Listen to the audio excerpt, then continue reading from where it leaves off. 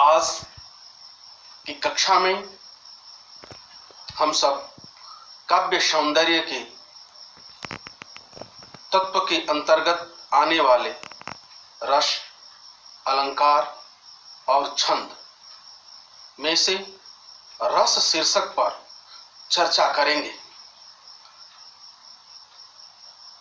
हमें आशा है आप लोग भी अपने चित्त को एकाग्र करते हुए सुनेंगे। आज चर्चा का बिंदु है रस, अर्थ, परिभाषा और रस के अवयव। रस के संबंध में हमारी वैदिक श्रुति कहती है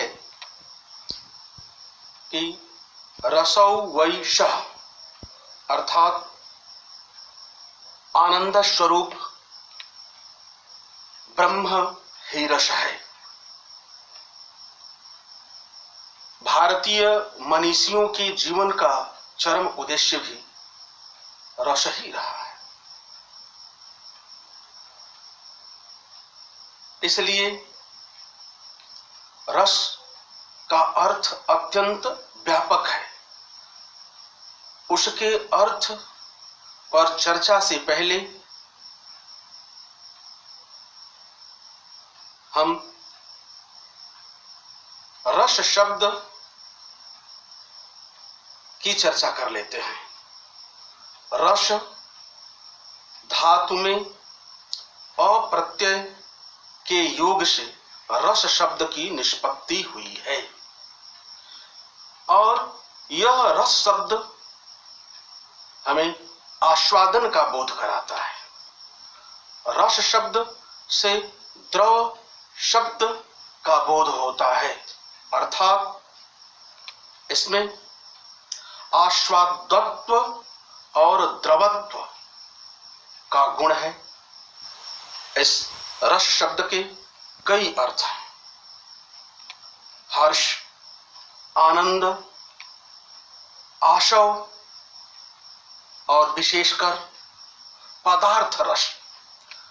पदार्थ रस से हमारा आशय है इस संसार में जितने प्रकार के रस हैं, षड्रस, और उस षड्रस के अंतर्गत कषाय, तिक्त, कटु, लवण, अम्ल और मधुर रस की चर्चा होती है। इन रसों के अर्थ में रस शब्द का अर्थ निहित है। विशेषकर आज हम चर्चा करेंगे साहित्य में काव्य के क्षेत्र में जिस रस शब्द का हम प्रयोग करते हैं उसकी। सामान्य रूप से हम रस की परिभाषा इस अर्थ में देते हैं कि काव्य को पढ़ने, सुनने और नाटक को देखने से जिस आनंद की अनुभूति होती है उसे हम रस कहते हैं। मूल रूप से ये एक लाइन स्मरणीय है कि फिर से एक बार हम दोहरा देते हैं कि काव्य को पढ़ने, सुनने और नाटक को देखने से जिस आनंद की अनुभूति होती है उसे हम रस कहते हैं। भरत मुनि ने रस की परिभाषा का उल्लेख करते हुए लिखा है कि विभावानुभाव संजोगात रस निष्पत्ति, अर्थात विभाव, अनुभाव और संचारी भावों के संजोग से रस की निष्पत्ति होती है और यही रस काव्य की आत्मा है। रस के बिना काव्य की कल्पना तक नहीं की जा सकती। आचार्य विश्वनाथ ने काव्य के संदर्भ में कहा है, रसात्मकम वाक्यम काव्यम। संस्कृत में वैसे शब्द विन्यास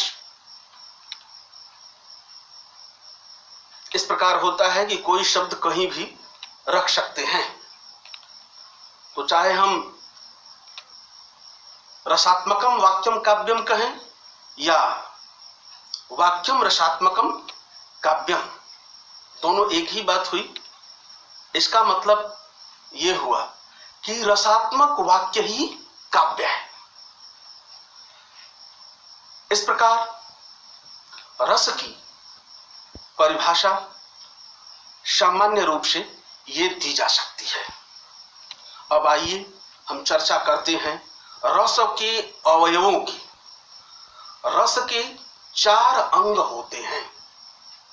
इनमें स्थायी भाव, विभाव, अनुभाव और संचारी भाव, ये रस के 4 अवयव होते हैं। इन 4 अवयवों में हम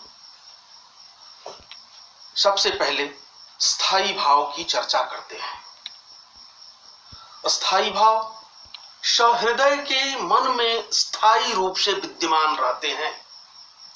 कभी ये भाव समाप्त नहीं होते हैं, ये सुप्त अवस्था में रहते हैं।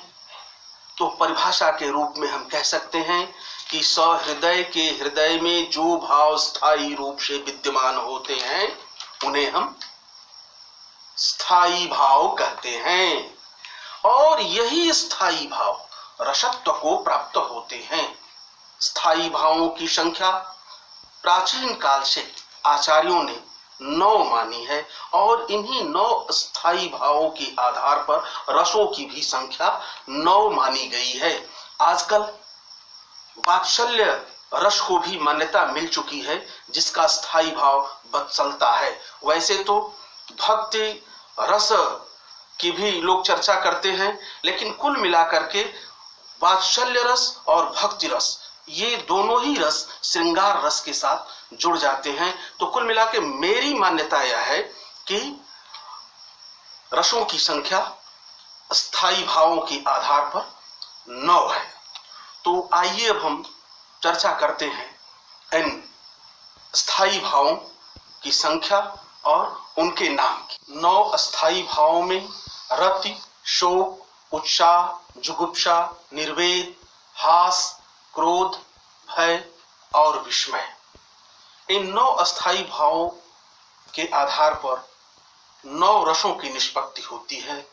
वे क्रमशः हैं रति से श्रृंगार रस, शोक से करुण रस, उत्साह से वीर रस, जुगुप्सा से विभत्स रस, निर्वेद से शांत रस, इसी तरीके से हास से हास्य रस, क्रोध से रौद्र रस, भय से भयानक रस, विस्मय से अद्भुत रस की निष्पत्ति होती है। अगली कक्षा में हम चर्चा करेंगे। और ये हो गए 9 स्थायी भाव। प्रायः मैंने देखा है कि कक्षा में इन 9 रसों की संख्या जल्दी बच्चों को याद नहीं हो पाता है। मैंने अपने अनुभव से इसके लिए एक व्यवहारिक सूत्र निर्धारित किया ताकि बच्चों को आसानी से यह याद हो जाए। इसके लिए क्या किया कि स्थायी भावों के नाम के पहले अक्षर को लिया। ये कुल मिला के 9 अक्षर हुए और 9 अक्षरों से 3 अलग अलग शब्द मैंने निकाल लिया और एक सूत्र बना दिया, रसो जुनिहा क्रोभ बी। इससे स्मरण करने में बच्चों को काफी सहूलियत हुई और मैं व्यवहारिक रूप से बच्चों को यह बताता हूं कि वे इस सूत्र के आधार पर स्थायी भाव को पहले याद करें और प्रत्येक स्थायी भाव से निष्पन्न होने वाले रस स्वतः याद हो जाएंगे। तो रस के पहले अवयव स्थायी भाव के पश्चात अब दूसरे अवयव की हम चर्चा करते हैं, और यह है विभाव। विभाव वह कारक है जिससे सहृदय के हृदय में जो स्थायी भाव सुप्त रहता है वह जागृत हो जाता है। कुल मिला के हम कह सकते हैं कि विभाव वह कारण है जिससे स्थायी भाव जागृत होता है, और जागृत होकर के वो जो है स्थायी भाव को रसत्व की प्राप्ति कराता है। ये विभाव दो प्रकार के होते हैं। ये विभाव कितने प्रकार के होते हैं? दो प्रकार के होते हैं। इसमें पहला हुआ आलंबन विभाव और दूसरा हुआ उद्दीपन विभाव। आलंबन विभाव स्थायी भाव को जागृत करने का कारक है, और यह दो प्रकार का होता है। एक आश्रय होता है और दूसरा विषय होता है। आश्रय क्या होता है? जिसके मन में स्थायी भाव जागृत होता है वही आश्रय है, और जिसकी वजह से स्थायी भाव जागृत होता है वह विषय होता है। अब उद्दीपन विभाव। उद्दीपन विभाव क्या है? जो स्थायी भाव को और अधिक तीव्र करता है, उद्दीप्त करता है, वो जो है उद्दीपन विभाव है। मैंने तो एक साधारण सा उदाहरण ले रखा है उद्दीपन विभाव का।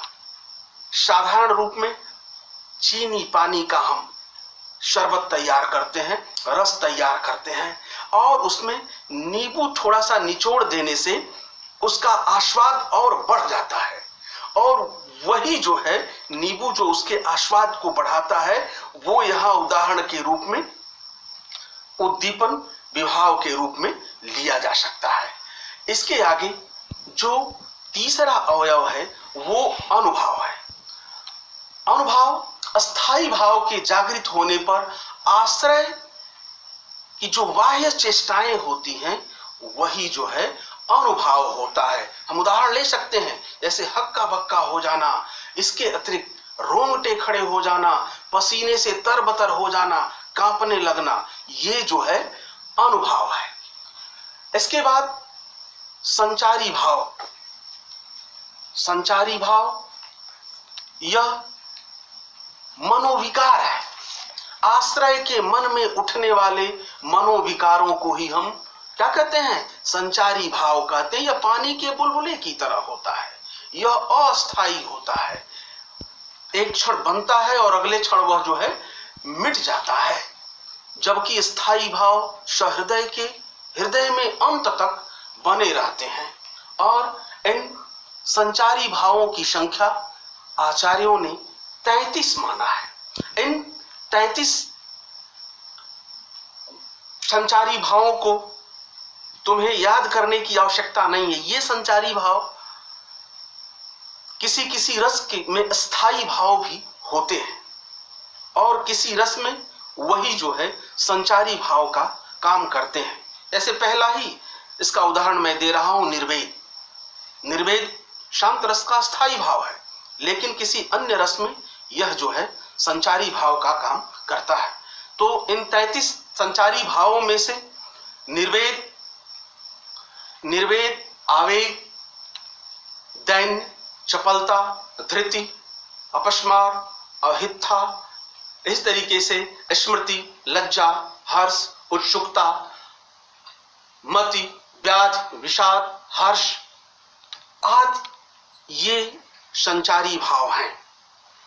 तो आज रस के अर्थ, परिभाषा और रस के अवयव की हम लोगों ने चर्चा किया। बहुत बच्चों के मन में यह प्रश्न उठता होगा कि ये तो परीक्षा में पूछा ही नहीं जाएगा, लेकिन तुम्हें यह ज्ञात होना चाहिए कि जब हम किसी सुंदर भवन का निर्माण करते हैं, आलीशान बिल्डिंग बनाते हैं, उसके लिए एक मजबूत नींव की आवश्यकता होती है। तो आज की क्लास में जो चर्चा हुई वह तुम्हारी रस रूपी सुघड़ जो बिल्डिंग तैयार होगी उसके लिए यह मजबूत नींव का काम करेगा। तो आज की चर्चा में हमने जो बातें सीखी वह अत्यंत महत्वपूर्ण है और अगली कक्षा में हम जो चर्चा करेंगे वो जो हमारे कोर्स में निर्धारित रस हैं उनकी चर्चा करेंगे। आज बस इतना ही। और एक निवेदन यह है कि इसमें जो भी चर्चा हुई है यदि तुम्हें अच्छा लगे तो अपने अन्य मित्रों में भी निश्चित रूप से इसे शेयर करना मत भूलना, ताकि उनका भी हित हो, अधिक से अधिक लोग, अधिक से अधिक विद्यार्थी इस ज्ञान से लाभान्वित हों। आज बस इतना ही।